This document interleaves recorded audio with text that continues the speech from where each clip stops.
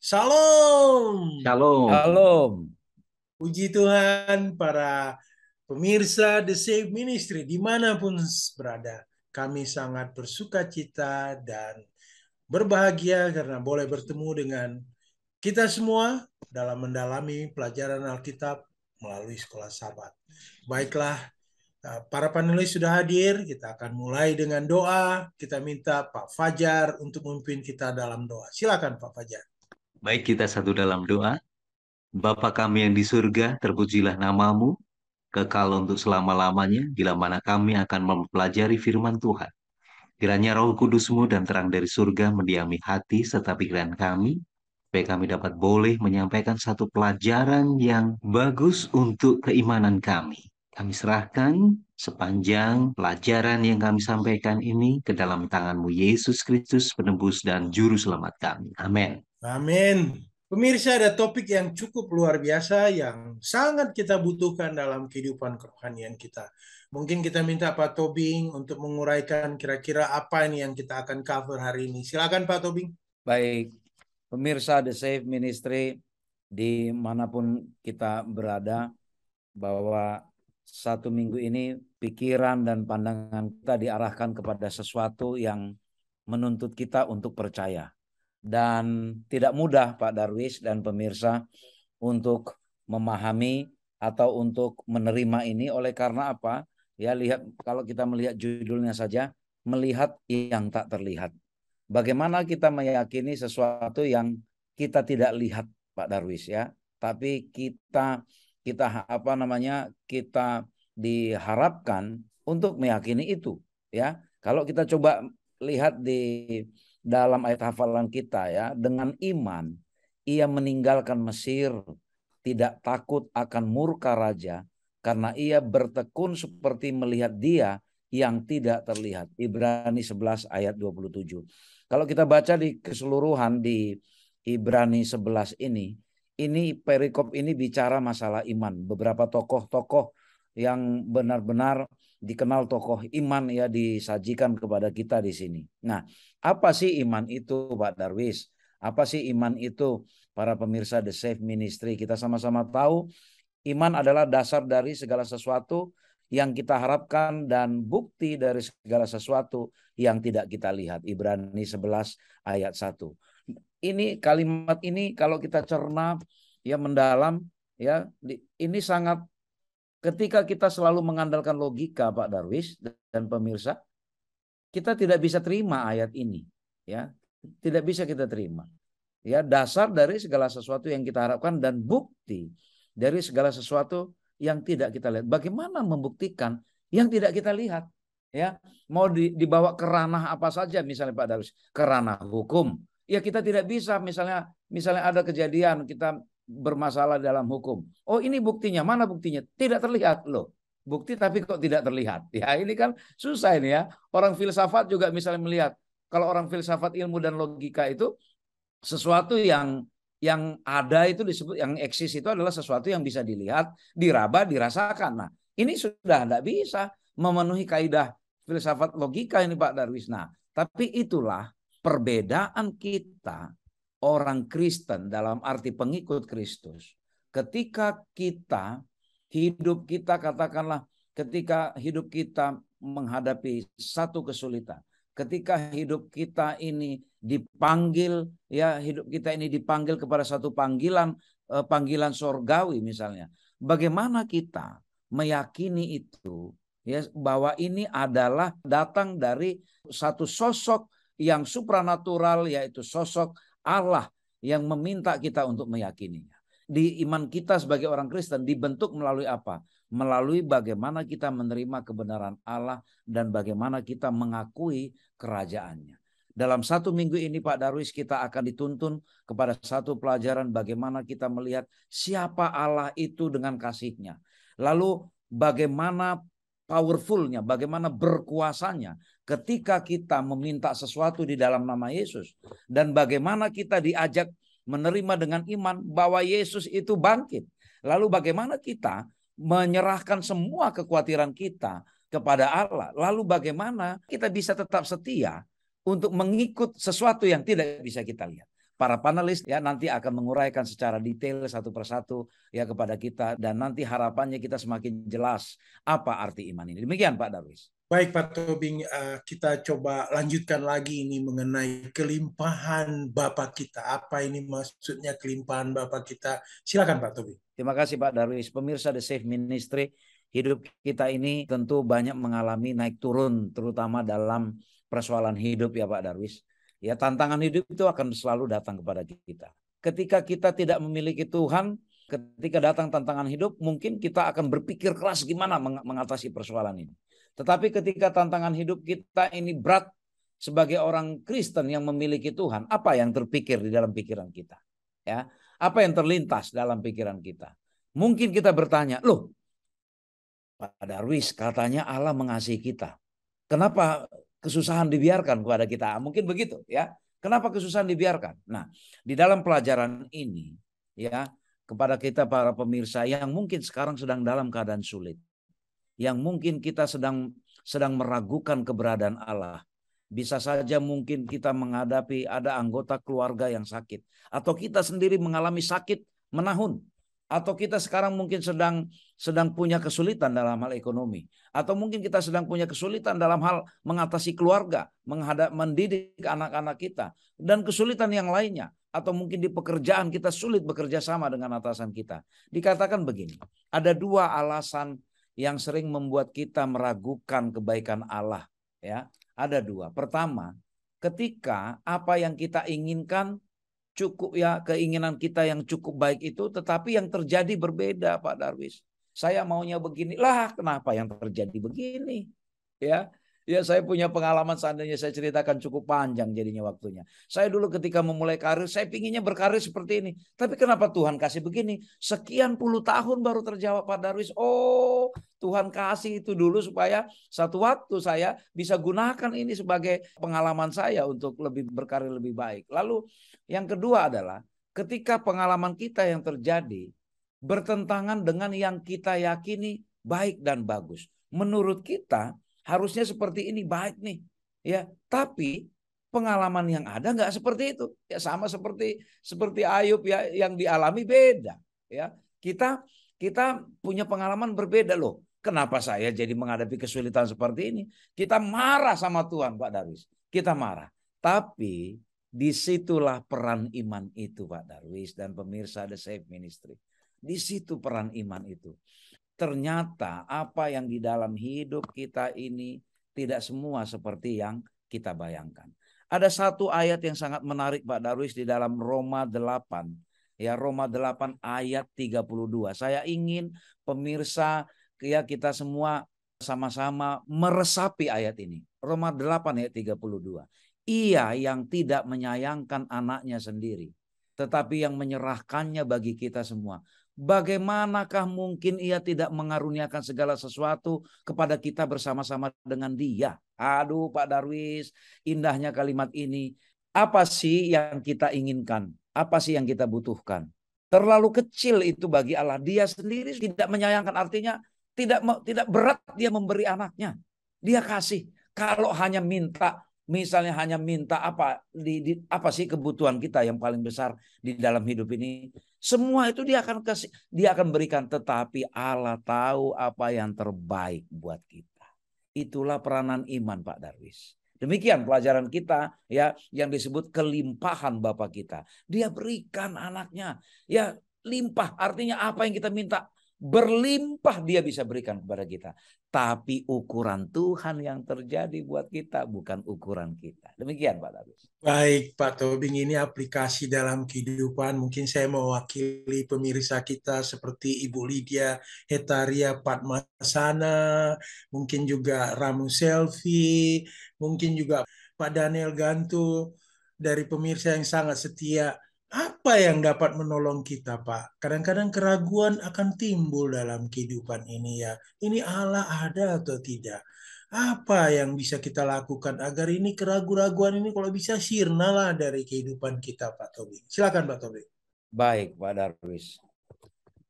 Apa yang kita bisa buat? Seandainya kita merenung ya, Ada Ibu Vivi Posumaya dari Manado ya. Ibu Vivi ini luar biasa orangnya. Kalau Ibu Vivi merenung terhadap peristiwa-peristiwa yang sudah dilewati di dalam hidupnya. Kalau Pak Kasim merenung terhadap peristiwa yang sudah dilewati dalam hidupnya. Kalau kita pikir-pikir apakah karena kemampuan kita. Lalu ketika kita merenung, apalagi ketika kita datang ke rumah Tuhan berdoa di situ. Dibukakanlah pengertian kepada kita. Benar-benar itu semua di luar kuasa kita. Jika di luar kuasa kita, siapakah itu? Disitulah Allah itu. Ya, disitulah Allah. Jadi apa yang dapat menolong kita supaya kita hilang sirna keraguan kita. Ingatlah akan kebaikan Allah di masa lalu kepada kita. Percayalah, hal-hal yang besar ke depan ini pun Tuhan akan bersama dengan kita. Demikian Pak Darwis. Baik Pak Tobi. Saya mau beralih ke Pak Fajar ini. Pak Fajar Iya, Pak ini Darwis. dalam nama Yesus. Wah, ini luar biasa ini. Silakan Pak Fajar. Amin. Puji Tuhan, pemirsa The Save Ministry dan Pak Darwis tentunya ya. Kalau kita berbicara tentang dalam nama Yesus, itu kita pasti akan selalu ingat pada waktu doa, doa dalam doa kami gitu ya. Biasanya di akhir itu kan akan ada satu kata-kata yang sering kita selalu sebutkan, dalam nama Yesus kami berdoa dan mengucap syukur, untuk lebih memahami akan kata-kata dalam nama Yesus ini yang sangat begitu berkuasa begitu ya, artinya berkuasa sekali. Nah, sebetulnya apa sih yang dimaksud dengan dalam nama Yesus ini? Ini merupakan satu janji, janji yang luar biasa oleh Yesus kepada murid sebelum dia meninggalkan mereka dan Tuhan Yesus naik, khususnya di dalam pasal di Yohanes pasal yang ke-14 ayat yang ke-14. Di situ disebutkan bahwa jika kamu meminta sesuatu kepadaku dalam namaku, aku akan melakukannya. Ini adalah janji yang luar biasa yang diberikan oleh Tuhan Yesus bukan saja kepada murid-murid mereka, tetapi kepada kita, pemirsa The Safe Ministry, kepada semua umatku. Bila minta sesuatu kepada Yesus di dalam nama Yesus, itu akan diberikan oleh Dia, yaitu Tuhan Yesus itu sendiri. Jika kita meminta dalam Kristus, kita diyakinkan bahwa surga sedang bekerja memenuhi permintaan kita itu. Walaupun kadang-kadang gitu ya, permintaan kita tidak terjadi dalam saat itu juga, namun kita tetap berdoa kepada Tuhan Yesus. Contohnya, pada waktu Tuhan Yesus itu sedang beristirahat di atas kapal bersama dengan murid-muridnya di Danau Galilea. Kemudian terjadi satu badai yang sangat luar biasa. Sebetulnya minta pada saat itu juga ya kepada Tuhan Yesus, tapi Tuhan Yesus mungkin karena kelelahan. Namun akhirnya badai atau topan itu dapat ditenangkan oleh Dia. Nah, ini merupakan satu janji yang pasti yang akan diberikan oleh Tuhan Yesus kepada kita. Artinya dengan iman, pelajaran kita memang berkaitan sekali dengan iman, bahwa dengan iman yang kita miliki, ada satu mesin surga yang sedang bekerja di balik sesuatu. Barangkali mungkin saat itu juga permintaan, permohonan kita itu akan dipenuhi. Namun kita dengan iman percaya bahwa ada permohonan, permintaan kita itu akan dipenuhi di dalam nama Yesus. Ini merupakan janji Tuhan kepada kita semuanya. Demikian Pak Daris. Baik, Pak Fajar, ini pemikiran aplikasi yang mungkin kita bisa terapkan dalam kehidupan kita. Mungkin saya juga mewakili keluarga Lasma Sigo, ini para pemirsa kita yang setia, keluarga Pawean, ya ada juga ini keluarga Jia, dan juga saya lihat di sini luar biasa ini Pak Ronald Tambunan. Ya mungkin pertanyaan dalam pemikiran mereka mungkin bisa saya sampaikan. Apa yang dapat kita lakukan, Pak, untuk terus tetap setia kita dalam permohonan kita? Apa yang kita rindukan, apa yang kita inginkan, dan tetap berharap walaupun belum terjadi Iya. sesuai dengan janji-janji Tuhan ini. Apa yang bisa kita lakukan, Pak, untuk tetap berharap? Silakan, Pak. Inilah yang dinamakan iman kita yang bekerja di balik segala sesuatu ya. Artinya meskipun kita tidak melihat, namun kita percaya dan memiliki satu pengharapan bahwa Tuhan akan memenuhi permohonan permintaan kita. Kadang-kadang doa kita itu dijawab secara langsung. Kadang dijawab nanti dulu. Semua doa pasti itu akan dijawab oleh Tuhan meskipun jawabannya itu tidak sesuai dengan keinginan kita. Namun tadi yang seperti disampaikan oleh panelis saudara Elvin, bahwa Tuhan mengetahui yang terbaik untuk kehidupan kita. Karena apa? Dia tahu untuk masa depan kita. Nah, sekarang apa yang mesti kita lakukan? Apakah kita setelah kita mengetahui, kita meminta, memohon kepada Tuhan, kemudian kita putus asa? Ternyata apa yang kita harapkan itu tidak terjadi, kemudian kita putus asa dan kita berhenti untuk berdoa dan meminta di dalam nama Yesus. Bukan itu yang mesti kita lakukan. Artinya bahwa kita dengan tekun dari hari ke hari untuk meminta tolongan kepada Tuhan. Jangan kita putus asa, kemudian jangan jangan pernah kita lemah ya, jangan pernah kita lemah untuk tidak meminta kepada Tuhan di dalam nama Yesus. Jadi apa yang mesti kita lakukan? Cobalah kita tetap tekun berdoa, meminta pertolongan Tuhan dengan kerendahan hati. Bila mungkin ada satu dosa yang tersembunyi di dalam kehidupan kita, kita tinggalkan, kita memohon pengampunan kepada Tuhan. Barangkali itu yang akan menjadi hambatan bagi kita untuk menerima pekerjaan-pekerjaan yang akan dilakukan oleh Tuhan maupun malaikat-malaikat yang ada di surga untuk bekerja bagi kita semuanya. Jadi yang pertama, kita memohon Tuhan, kita dalam doa, kita tetap berserah dan tetap percaya bahwa Tuhan itu akan bekerja di balik segala sesuatu. Bahwa Dia akan mengutus malaikatnya untuk menolong kita semuanya supaya kita tetap bertahan sampai dengan kesudahannya. Demikian Pak Dalis. Baik, Pak Fajar. Terima kasih atas jawabannya. Saya akan beralih ke Pak Tobing kembali. Ini ada kuasa kebangkitan. Ini kuasa apa ini, Pak? Luar biasa barangkali ini. Kita dengarkan Pak Tobing. Silakan Pak Tobing. Terima kasih Pak Darwis. Pemirsa The Save Ministry, ada 3 siklus hidup Yesus, yaitu kehidupan, kematian, dan kebangkitan. Seandainya siklus yang ketiga itu Pak Darwis tidak dijalani, kita sama-sama tidak punya masa depan. Ya, puji Tuhan, terima kasih kepada Allah, terima kasih kepada Yesus karena Dia mau meninggalkan kerajaan sorga, hidup bersama kita manusia berdosa ini, lalu bangkit.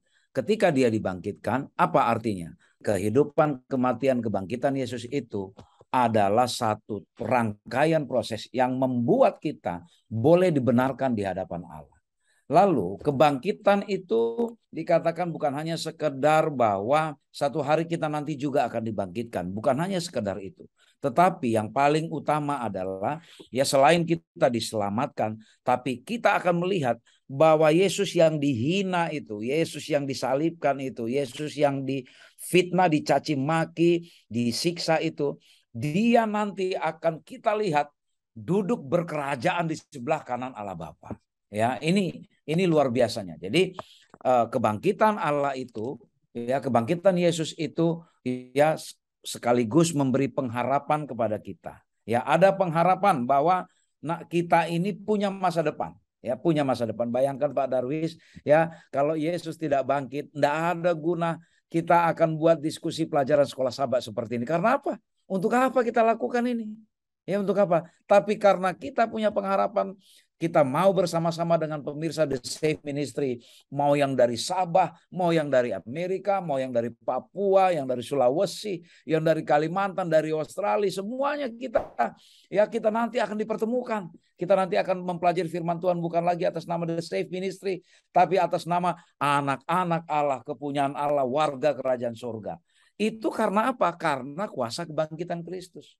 Seandainya Kristus tidak bangkit, seandainya Kristus tidak bangkit, kita tidak ada harapan itu. Nah, Paulus di sini Pak Darwis, secara khusus dia menekankan kepada jemaat Efesus. Kenapa Pak Darwis? Kenapa pemirsa The Safe Ministry? Kita tahu ketika ini Paulus hidup di zaman Kristen mula-mula. Yang namanya cerita kebangkitan itu dianggap takhayul. Dianggap cerita tahayul, ini apaan ini? Orang-orang yang kafir, artinya orang-orang yang bukan pengikut Kristus lah kan menganggap apa ini orang-orang Kristen ngomongin, katanya ada seseorang yang bernama Yesus bangkit lalu dia pergi ke surga. Ini tahayul bagi orang Efesus dan saat itu kan bergabung bukan hanya orang Yahudi, orang Yunani, dari Asia yang lain, dari beberapa dari Arab juga kan ada di jemaat Efesus itu.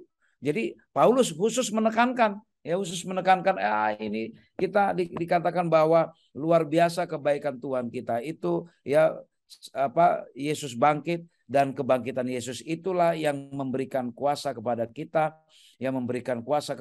agar kita juga bisa melaksanakan misinya. Lalu kebangkitan Yesus itulah juga yang disediakan kepada kita untuk menyediakan bagi kita memenuhi kebutuhan kita di setiap hari dan juga di kemudian hari. Nah, dalam hal ini perlu iman untuk meyakini bahwa Yesus bangkit. Itu Pak Darwis inti pelajaran di dalam hari ini. Baik Pak Tobing, ini pemikiran dalam kehidupan aja, aplikasi yang bisa kita bawakan. Mungkin juga saya mewakili ini dari pemirsa yang sangat setia ini Pak Tobing, seperti Jane, Goni, kemudian Ibu Maxine Michelle, kemudian ada juga ini dari Pak Waminton Raja Guguk.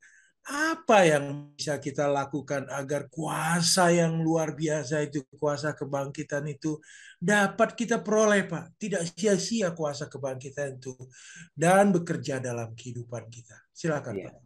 Baik, kalau negara kita dikatakan tugas kita sekarang ini adalah mengisi kemerdekaan itu. Itu Pak Darwis Kebangkitan itu adalah lambang kemerdekaan kita sebagai umat Allah. Karena kita ada pengharapan, ada kebebasan, ada jaminan. Ada jaminan bahwa kita punya pengharapan. Nah sekarang apa yang kita lakukan agar kuasa kebangkitan itu dapat kita peroleh dan bekerja dengan baik? Tugas kita sekarang sama seperti sebagai warga negara Indonesia mengisi kemerdekaan. Nah sekarang tugas kita adalah mengisi kuasa kebangkitan tadi itu. Yaitu dengan apa? Ayo kita sampaikan lebih banyak lagi kepada orang lain agar semakin lebih banyak lagi orang yang beriman kepada kebangkitan Yesus. Oleh karena itu jangan tinggal diam. Jangan tinggal diam bagi pemirsa The Safe Ministry yang sudah mendengar penjelasan ini. Jangan dikonsumsi untuk sendiri, sampaikan ke yang lain. Kalau tidak bisa pergi kemana-mana, tinggal klik share kemana-mana. Itu pun adalah bagian dari mengisi keimanan kita terhadap kuasa kebangkitan itu. Kalau seandainya pemirsa The Safe Ministry membagikan ke 10 orang saja dari diantara kita yang sekian ribu ini, maka akan semakin banyak lagi orang yang berimankan kepada kuasa kebangkitan ini Pak Darwis. Demikian Pak Darwis. Baik Pak Tobing, saya mau beralih ke Pak Fajar ini. Pak Fajar, untuk membawa semua kekhawatiran kita, semua kekhawatiran kita harus kita bawa. Silakan Pak Fajar. Ya, Pak Darwis dan pemirsa The Safe Ministry, untuk membawa semua kekhawatiran kepada kita. Kalau kita lihat judul pelajaran kita itu melihat sesuatu yang tidak terlihat. Ini memang membutuhkan mata iman kita Saya senang sekali ada satu ayat yang mungkin ini sudah ayat yang sangat luar biasa yang sering kita akan gunakan, yaitu dalam Mazmur 55 ayat yang ke-23. Kita sama-sama mau membacakan pemirsa The Safe Ministry, Mazmur 55 ayat yang ke-23. Serahkanlah khawatirmu kepada Tuhan, maka Ia akan memelihara engkau. Tidak untuk selama-lamanya dibiarkannya orang benar itu goyah. Inilah yang menjadi pegangan bagi kita pada dan pemirsa The Safe Ministry. Bahwa bila mana kita menyerahkan segala kekuatan kita, maka kekhawatiran kita itu akan diterima oleh Tuhan, dan Tuhan itu nanti akan bekerja ya, yaitu dengan menolong serta memelihara kita. Dia tidak akan pernah membiarkan, khususnya bagi umat-umat Tuhan, orang-orang benar yang berserah kepada Dia, itu akan jatuh. Ini janji Tuhan. Janji Tuhan tidak akan membiarkan orang benar itu akan goyah. Artinya bahwa Dia akan menopang kehidupan kita. Itu janji Dia ya. Akan menopang kehidupan kita, Dia akan memelihara kita. Itulah yang menjadi satu pegangan.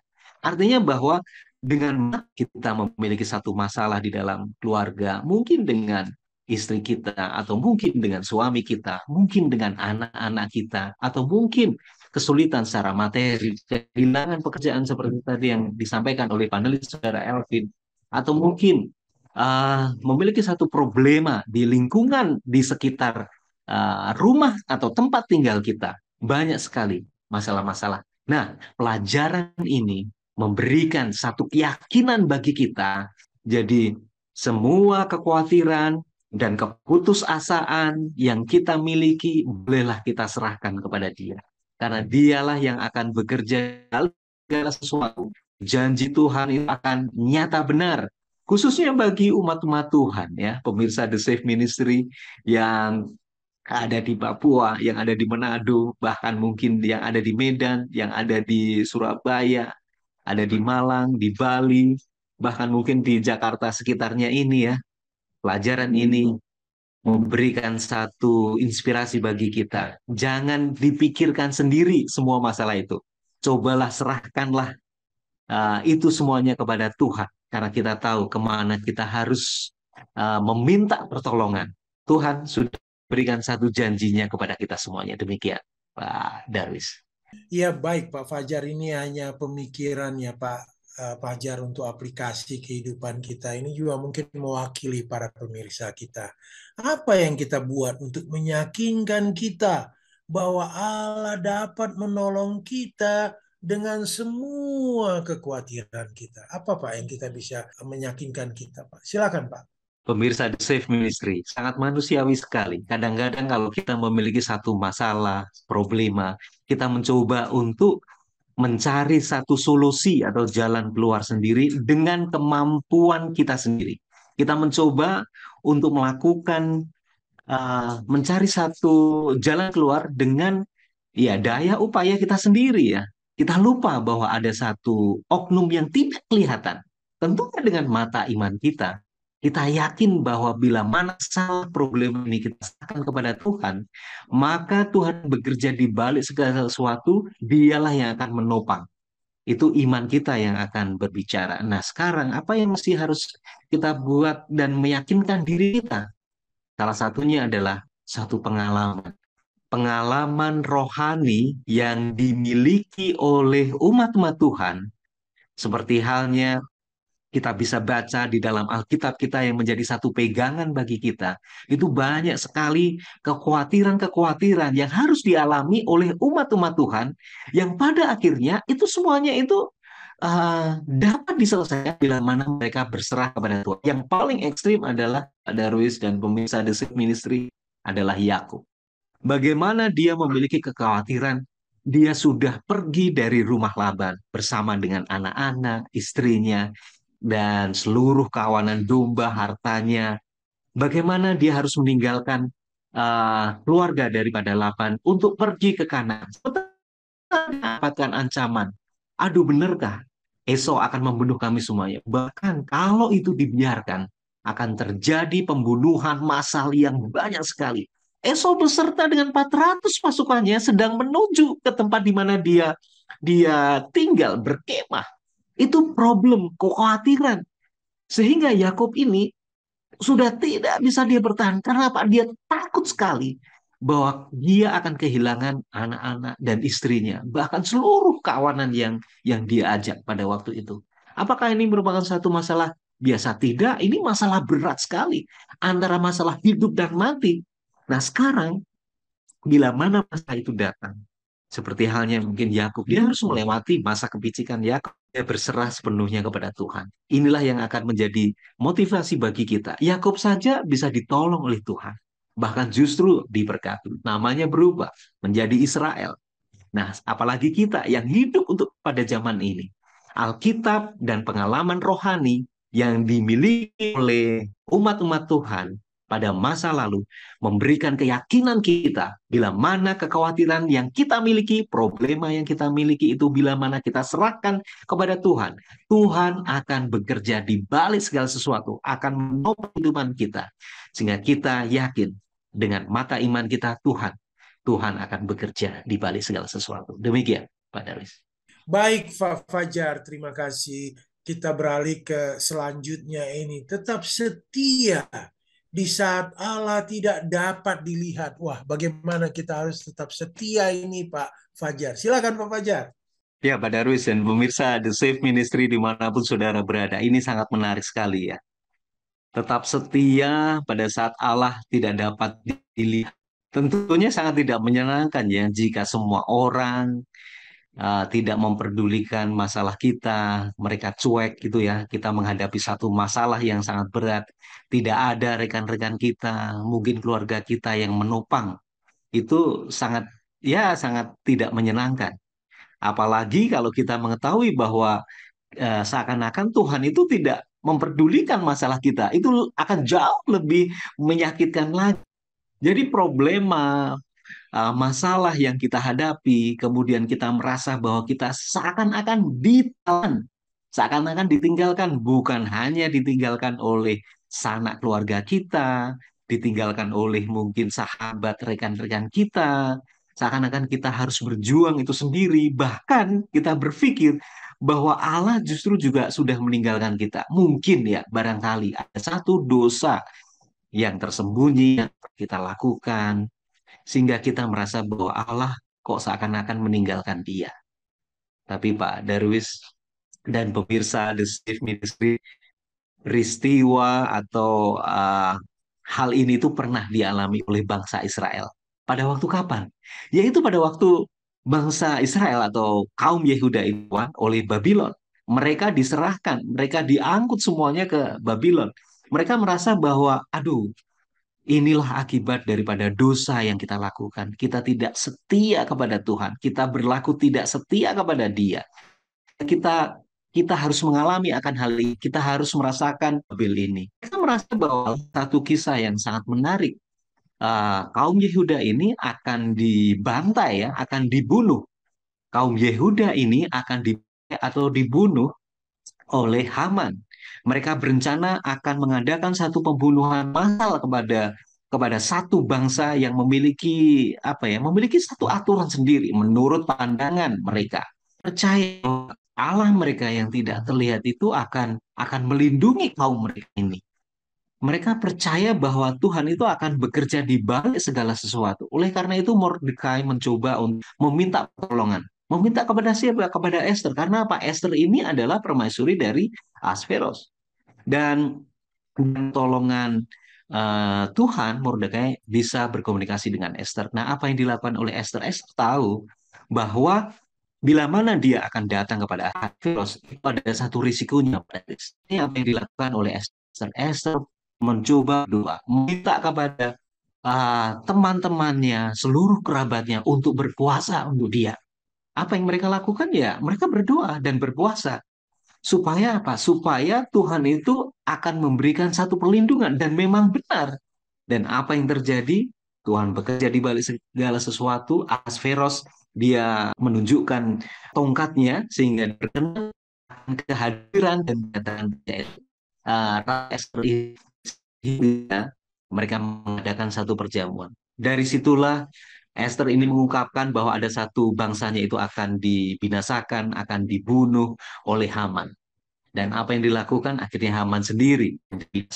Bahwa mereka tetap berserah sepenuhnya kepada Tuhan. Tetap setia ya. Meskipun dia harus di Babel, tapi mereka tetap setia.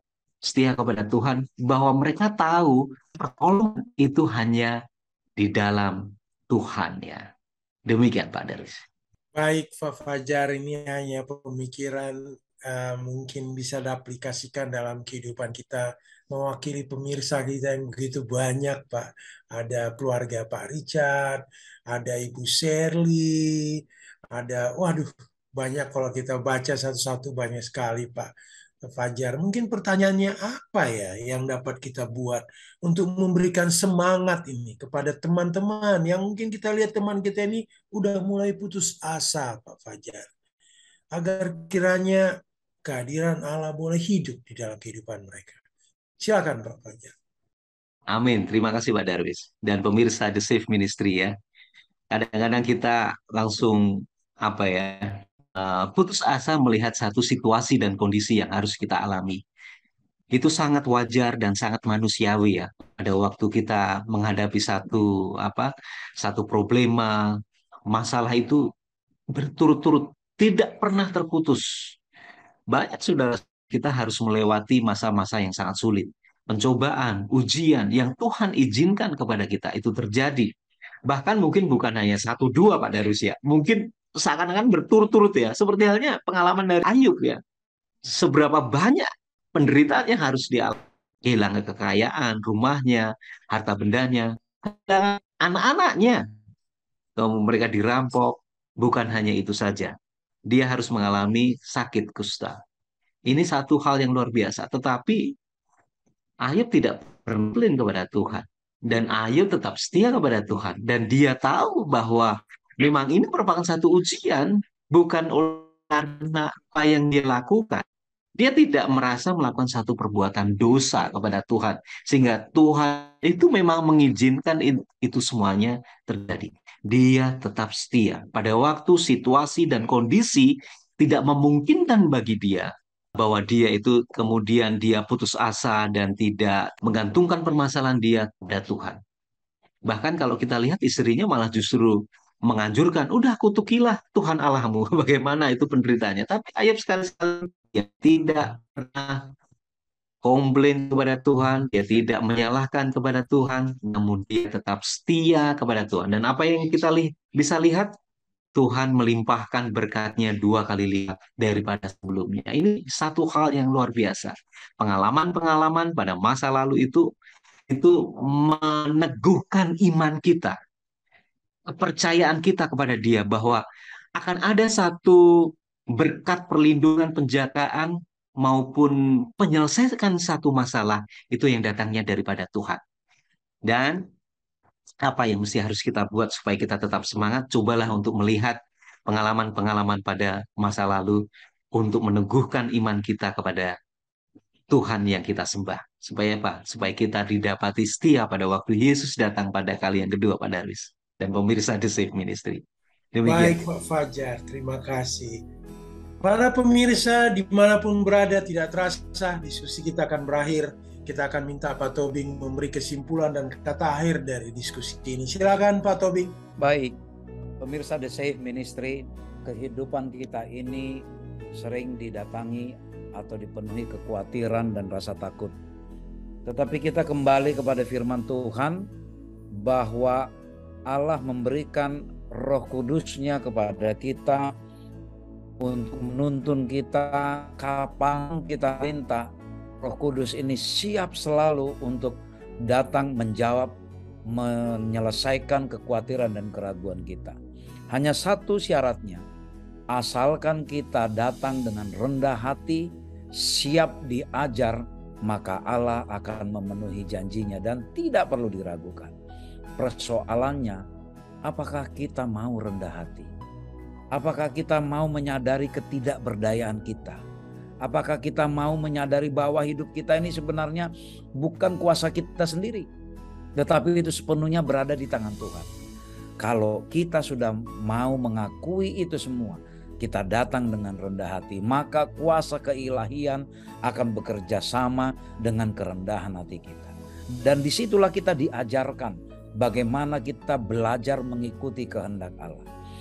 Ketika kita dihadapkan kepada konflik-konflik, ketika kita dihadapkan kepada keraguan, pencobaan, persoalan-persoalan, pengalaman yang sulit, sebenarnya Allah sedang mendidik kita agar iman kita semakin bertumbuh. Oleh karena itu pemirsa The Save Ministry, sebagian akan saya sapa pada saat ini. Ibu Tenteng Sitepu, Bapak Ilem Minan Larat, Ibu Ratna Jenny Mehue, Saudara Organes Wali, Bapak Agustinus Ramo, Bapak Robert Luminta Intang, Ibu Rosila Asri Artani, Bapak Sugeng Nurdiono, dan semuanya. Begitu kita merasakan tuntunan Tuhan, oleh karena kita rendah hati dan dengan iman. Jika tadi iman adalah bagaimana kita mempercayai sesuatu yang tidak terlihat, tetapi pada saat ini dengan iman setiap hari kita akan melihat Allah. Setiap hari kita akan melihat kehadiran Allah melalui hembusan nafas, melalui tarikan nafas yang kita tarik setiap hari. Itu semua oleh karena Allah. Melalui tuntunan Tuhan selama kita melakukan perjalanan kemanapun. Ketika kita bangun tidur, kita melihat Allah. Itulah iman. Dengan iman menyanggupkan kita bertemu dengan Allah setiap saat, setiap hari. Bertemu dengan Allah melalui kasih pengalaman rohani yang kita dapati. Apalagi yang kita tunggu? Mari kita datang dengan rendah hati. Sehingga kita setiap hari melihat Allah melalui kebaikan-kebaikan yang Tuhan berikan.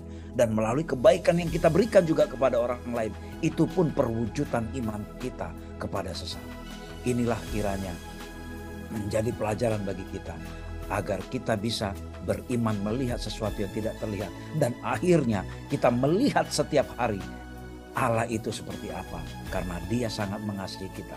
Roh Kudusnya siap kapanpun kita gunakan untuk menolong kita, menjawab keraguan dan kekhawatiran kita. Kiranya Tuhan memberkati kita. Amin. Terima kasih para panelis, luar biasa diskusi kita kali ini. Terima kasih para pemirsa dimanapun berada. Mohon rekaman ini boleh dibagikan kepada siapa saja, sehingga kita juga ikut berkontribusi di dalam memberikan pekabaran kepada orang lain. Baiklah, kita akan tutup dengan doa. Kita minta Pak Tobing untuk berdoa bagi kita. Silakan Pak. Ya Bapa di sorga, kami bersama pemirsa The Save Ministry mengucap syukur oleh karena Yesus telah mati dan bangkit. Dan ini kami imani Tuhan sebagai kelimpahan-Mu, sebagai Allah yang penuh kuasa bagi kami, yang menjawab segala kekhawatiran kami, yang memberikan pengharapan kepada kami, yang oleh karena di dalam nama Yesus apapun kami bisa lakukan selama itu sesuai dengan kehendak-Mu. Ya Bapa di sorga, terberkatilah pemirsa The Save Ministry dimanapun berada. Agar kami semua berimankan kepada sesuatu yang tidak kami lihat ini. Dan dengan demikian kami melihat Engkau hadir setiap hari di dalam kehidupan kami. Melalui kebaikan-Mu Tuhan, kasih-Mu, perlindungan-Mu kepada kami. Kalaupun kami dalam keadaan sakit, dalam keadaan susah sekarang, dalam keadaan kesulitan, tapi kami merasakan bagaimana Tuhan memberikan kekuatan kepada kami menghadapi ini semua. Dan oleh karena Engkau memberikan janji bahwa Engkau akan menyediakan tempat bagi kami di surga, biarlah kiranya Tuhan melalui iman ini kami benar-benar merasakan kasih-Mu, bergaul dengan Engkau setiap hari, melihat Engkau setiap hari, setiap saat. Terima kasih Tuhan. Mohon ampun kami dari pelanggaran dan dosa yang kami perbuat. Dalam nama Yesus kami berdoa. Amin. Amin. Sekali lagi para pemirsa, terima kasih luar biasa partisipasi para pemirsa The Save Ministry. Tentu terima kasih juga kepada produser kami Pak Simon Gumanti di dalam membagikan rekaman ini. Terima kasih sekali lagi, puji Tuhan. Salam. Shalom. Tuhan memberkati.